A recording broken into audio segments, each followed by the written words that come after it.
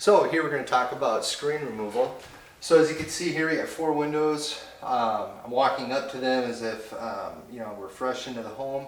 The first thing we're going to want to do when we get up to the window before we clean it, we got to take the screen off. So things we're going to want to look out for are shades, blinds above the windows, curtains. These are white curtains, something to keep in mind as we're cleaning the windows too. You don't want to have any drips of dirty water hit them, it could stain them.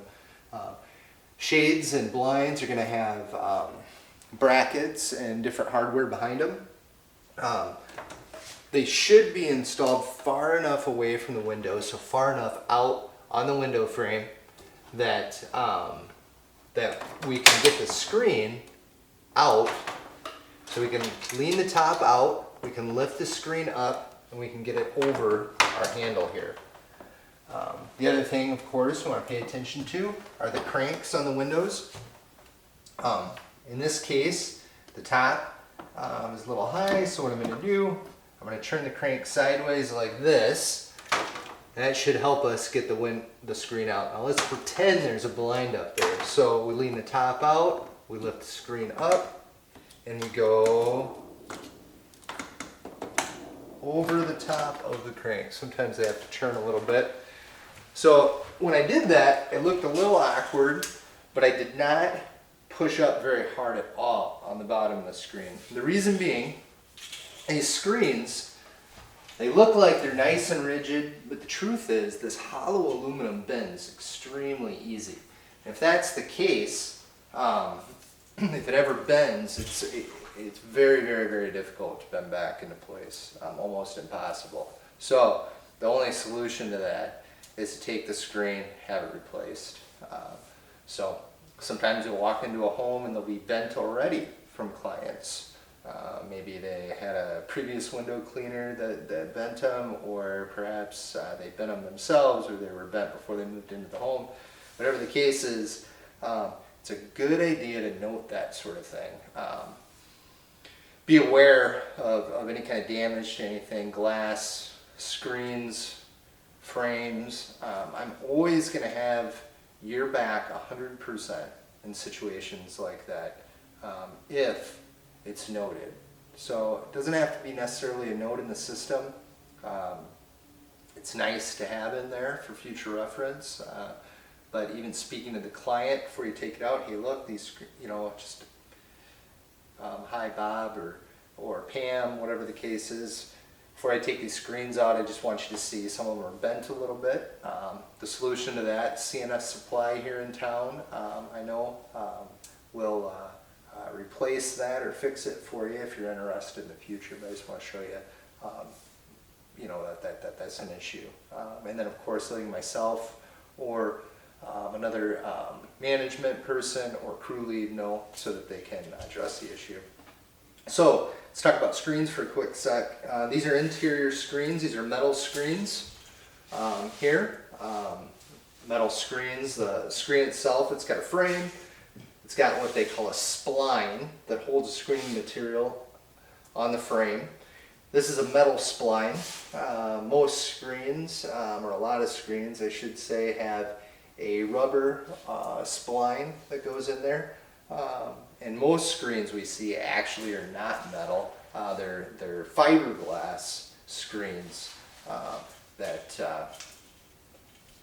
aren't quite as rigid as these. But anyways, so when we're dealing with metal screens, one thing we want to be careful of is any kind of poke to them will bend the metal screen. We want to avoid that.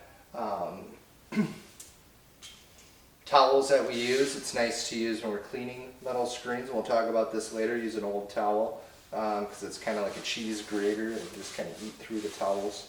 Talking about latching mechanisms. These screens are very simple. There's just one on each side that holds it in. Some screens have 2, some 3. Sometimes there'll be something on the top and on the sides. Some screens have a little spring-loaded plungers that we have to pull out. They're usually located at the bottom. Sometimes there's 2 of them. You just have to pull that out to get the screen to pop out on that side. There's little tabs on the top sometimes. Usually the screens with tabs on the tops are exterior mounted screens. So if you can imagine, this is the way the screen would look. Outside it's popped in, the bottom's popped in. You're going to see that on double hung windows, so windows that slide up and down or side to side. Some screens do not have these sort of tabs that go in and out, or plungers, and they have springs on the side. They're just little springs here that the screen will depress into the track that it's supposed to go into, and then this side will pull in, and then the springs push out, and the screen will stay in place that way. So if that's the case, there's usually these little plastic pull tabs here. Just be aware, these plastic pull tabs that you'll see on screens that have springs on them, they are usually brittle and they break pretty easily. So we prefer to use our fingers to push this side in and try to just pull out a little bit. So we won't use the tab to pull the screen to depress the spring. The other issue we can run into are plungers. Plungers oftentimes are plastic deals that you grab to pull with a metal spring on the inside, either a plastic or metal plunger that sticks through a hole on the side of the screen. That plastic can get really brittle in the sun, and it's really easy to break off. So each truck typically has some of these. There's so many different types of plungers out there. It's insane. Same with screens. It seems to be a proprietary thing. Each window manufacturer, they're always changing things. So the book on ordering replacement parts for these sort of things is about 1/2 inch thick. But we do have some plungers in each truck to replace if we break one. Sometimes the ones that we have don't fit. The ones we have have black plastic ends here where you grab with your fingers. The ones in the house may be a different color. So if we break those, it's really important to let the client know, it's an accident, it happens, they're brittle from the sun. People will understand, so make sure when we're removing screens, we're doing it with care. And if anything like, something breaks or gets bent, we let the client know. We're always going to be willing to take care of things within reason, of course, if it's our fault. But if these sort of things happen, if it's explained to a client that they're brittle from just not being removed and the sun hitting them, 9 times out of 10, they're going to be fine paying whatever they need to pay to have it corrected. So if that's replacing a pull tab or a screen itself, the fiberglass screens get very brittle in the sun. Sometimes you can just touch it with your hand and you can feel that they're about to break. So we have to be careful with screens. So we'll talk about that a little bit more later. Now walking back over to the window, one other thing I'd like to talk about, well, 2 other things. One is once we have the screen out, let's say we're going to take all 4 of these screens out. We need to put them someplace. We can't hold this one in our hand while we take that one out. So when we set screens down, it's a piece of furniture here. I'm going to move with care, of course. Set it down gently out of the way. When we set screens down, we want to be careful when we set them on the floor. We don't want to jab the corner of the screen into the floor. We want to set it at an angle where it's not going to slide out.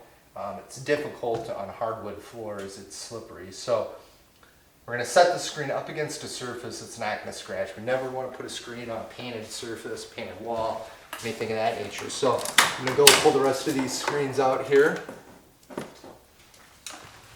Now, I got this screen here, blocking these other 2. I'm just going to move it right over here. Now, as I take this screen out, one other thing I did forget to mention, these cranks here. One issue with cranks, well, 2, one, obviously the screen might not, when you're trying to take it out, it may not want to clear the top of that crank, which you'd seen earlier.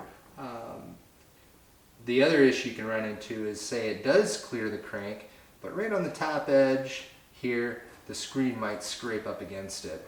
If that sort of thing happens, Sometimes it doesn't take a whole lot to leave a mark or scratch that crank. So we want to take care when we're taking these out. There's little screws on the underneath side of these cranks that we've got little screwdrivers in the truck. Just real quick, they can just be loosened and you just set the crank to the side. You can take all of them off to get the screens out. Clients love that. They like to see that we're taking care of things, and if they ask, we can tell them, well, we don't want to scrape the top, you know, blah, blah, blah. Anyways, so most times we're taking screens out, we don't have to take the cranks off. Although, if we do, we need to. So, anyways, I'll get the rest of these screens out and we'll take them outside and get them cleaned up.